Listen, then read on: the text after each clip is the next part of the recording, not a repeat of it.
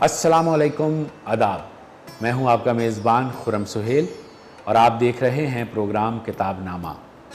और freedom news आपके लिए किताबों के तबसरे लेकर हाज़िर हुआ है और उम्मीद करते हैं कि हमारे इस किताबी सिलसिले को और तबसरे करने की इस काविश और कोशिश को आप पसंद कर रहे होंगे। अगर पसंद कर रहे हैं तो हमारे चैनल को ज़रूर सब्सक्राइब कर लें और जो वीडियोस भी आपको पसंद आएँ बशमूल आज के तबसरे के, उनको शेयर करें, अपने दोस्तों तक पहुंचाएं और किताब से मोहब्बत करने वाले लोगों को बताएं कि ये सिलसिला यहाँ फ्रीडम न्यूज़ पर किताबों के तबसरे का है।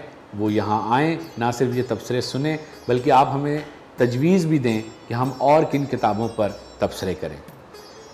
इन किताबों के तबसरों के साथ साथ जो एक चीज़ बहुत ज़रूरी है, मुझे लगता है दुनिया भर में जहाँ भी लिखने पढ़ने का काम होता है वहाँ ना सिर्फ ये कि किताब बल्कि चाय और कॉफ़ी का ताल्लुक़ भी बड़ा मज़बूत है। और मुझे ऐसा लगता है कि पाकिस्तान में चूँकि चाय का कल्चर ज़रा ज़्यादा है, कॉफ़ी का कल्चर कम है, लेकिन अब तब्दीली आ रही है और इसकी एक बड़ी मिसाल हम आपके सामने मौजूद हैं कि हमारे जो वेन्यू पार्टनर हैं, हम उनके इस वक्त वेन्यू पर मौजूद हैं और ये वेन्यू है कॉफ़ी वग़ैरह का।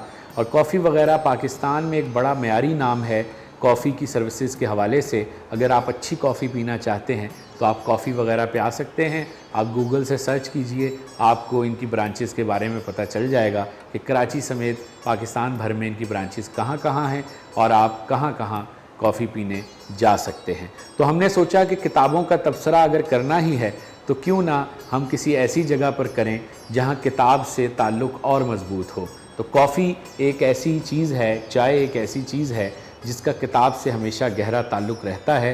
किताब पढ़नी हो चाहे किताब लिखनी हो, आपको चाय और कॉफ़ी की ज़रूरत होती है। तो दो ज़रूरतों को मिलाकर हमने यहाँ एक आपके लिए तबसरे का एहतमाम किया है। तो कॉफ़ी पिएंगे, कॉफ़ी बहुत ज़बरदस्त है कॉफ़ी वग़ैरह की। मैंने इससे पहले भी पी है, आज भी पी रहा हूँ और एक सिप लेना बनता है क्योंकि मुझे लगता है कि कॉफ़ी पीने के बाद आपका दिमाग और रोशन हो जाता है और आप किताबों के जो अल्फाज हैं और उनकी जो मानवियत है उसकी तफ़हीम को और गहराई के साथ अपने अंदर उतार सकते हैं।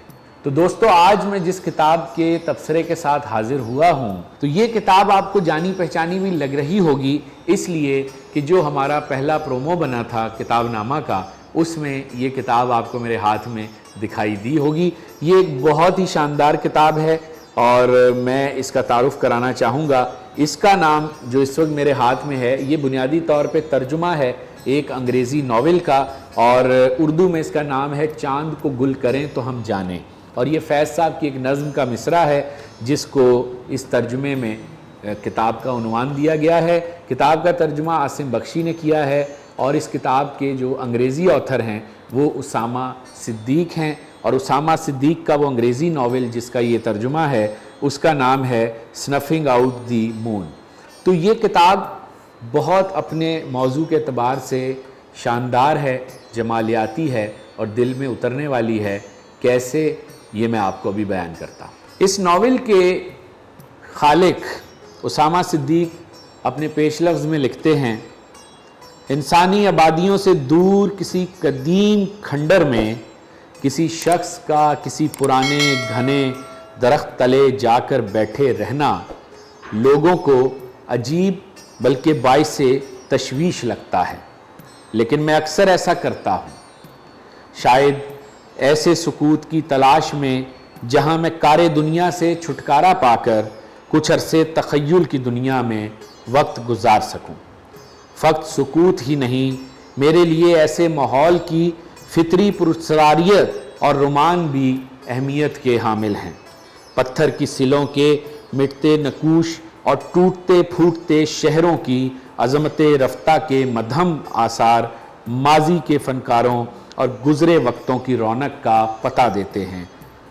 जब इन कीकर और बबूल से भरे मैदानों और बंजर पहाड़ियों पर भी गहमा गहमी होती होगी और खोए से खोया छिलता होगा, शायद इन शहरों से भी कुछ लोग बनों और पुराने खंडरों में जा बैठते होंगे और वही सोचते और सवाल पूछते होंगे جو مجھ جیسے آج کل سوچتے اور پوچھتے ہیں، میں ایسے ہی کھنڈر نوردوں کی روایت کا امین ہوں۔ دوستو، اس کتاب کے بارے میں تو کچھ بتانے کی صحیح کروں گا، لیکن بہت دنیائے ادب کے بڑے بڑے لوگوں نے اس کتاب کے بارے میں اپنی رائے دی ہے۔ میں کچھ لوگوں کی رائے یہاں شامل کرنا چاہوں گا۔ اردو دنیا کا بہت بڑا نام، کئی چاند تھے سرے آسماں جیسا ناول لکھنے والے ہندوستانی مفکر، ادیب، دانشور شمس الرحمن فاروقی نے اس ناول کے لیے کہا، اس ناول نے میرے اندر عجیب و غریب کیفیات برپا کی۔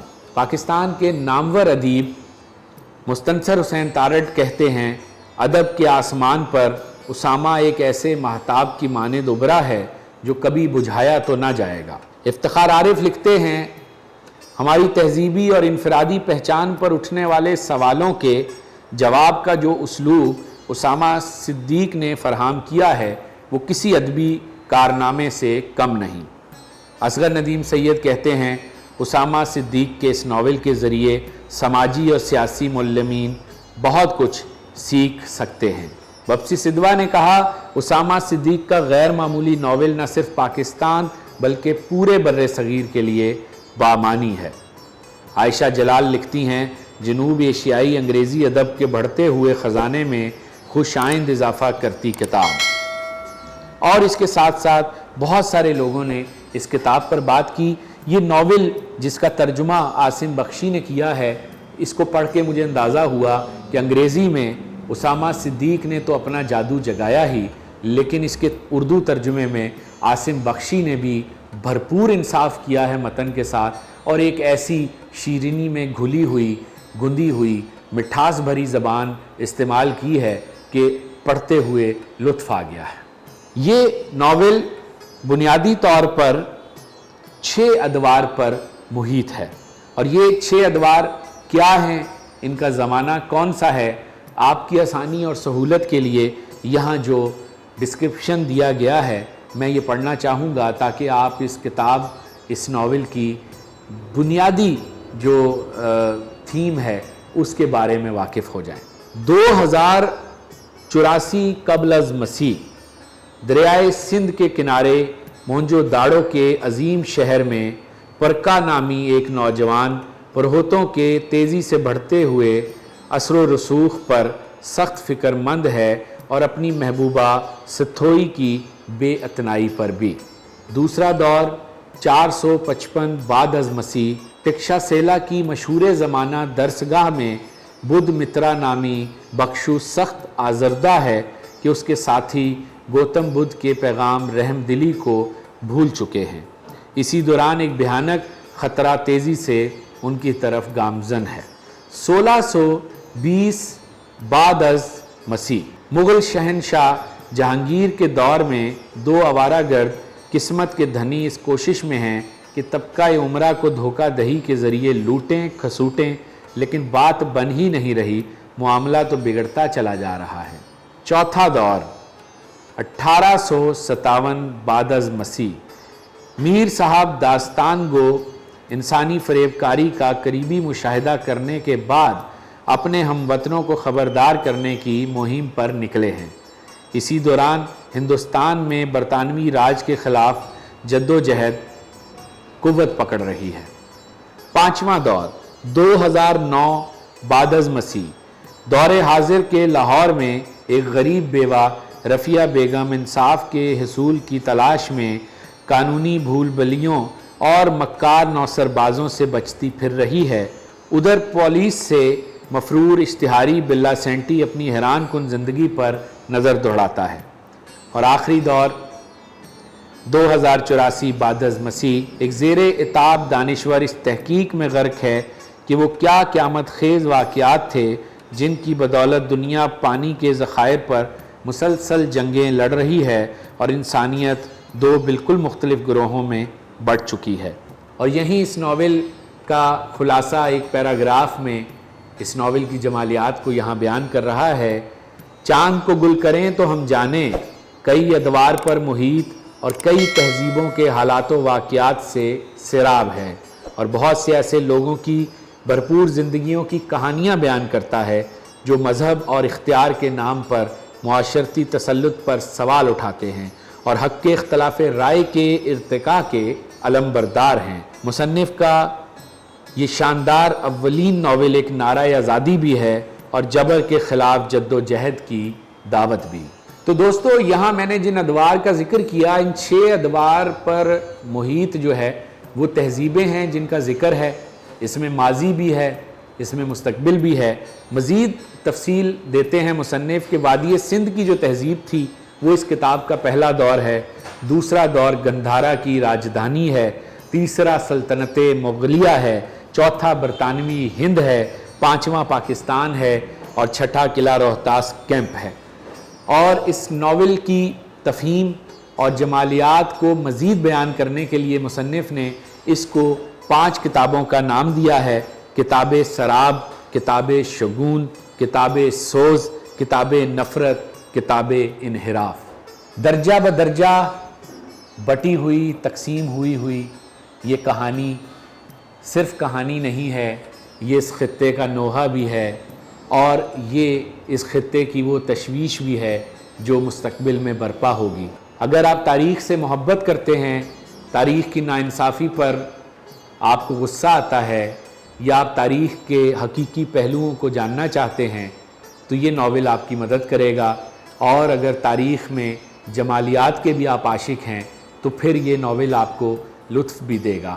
آپ چاہے اس کو انگریزی میں پڑھیں یا اردو میں پڑھیں، جو زبان آپ کے دل سے قریب ہے اس زبان میں اس کو پڑھیے، آپ اس ناول کو مدتوں یاد رکھیں گے، کیونکہ یہ کہانی وہ کہانی ہے جو ہمیں چاہیے تھی، مگر یہ ہم تک آتے آتے خاصی تاخیر کا شکار ہو گئی۔ لیکن اس کو پڑھ کر محسوس ہوا کہ تاخیر اتنی بھی زیادہ نہیں ہوئی، یہ ابھی بھی ہمارے معاملات سے پیوست ہے، جڑی ہوئی ہے، ہمارے دل کے حال کو بیان کرتی ہے۔ دوستو، امید کرتا ہوں یہ تبصرہ آپ کو پسند آیا ہوگا اور آپ اس پر ضرور بات کیجئے، ہمیں اپنا فیڈ بیک دیجئے، اس ویڈیو کو پسند کیجئے، شیئر کیجئے، ہمارے چینل کو سبسکرائب کیجئے اور سب سے بڑھ کر اپنی مصروف زندگی میں تھوڑا سا وقت نکال کر کتابوں کو جگہ دیجئے، کیونکہ یہ کتابیں آپ کے شعور کو واہ کرتی ہیں، آپ کے شعور کو مزید کھولتی ہیں اور آپ کو دیوار کے پار دیکھنے کی صلاحیت فراہم کرتی ہیں۔ اپنا بہت خیال رکھیے گا۔ اگلے تبصرے کے ساتھ پھر ہوگی ملاقات۔ خرم سہیل کو کتاب نامہ سے دیجیے گا اجازت۔ خدا حافظ۔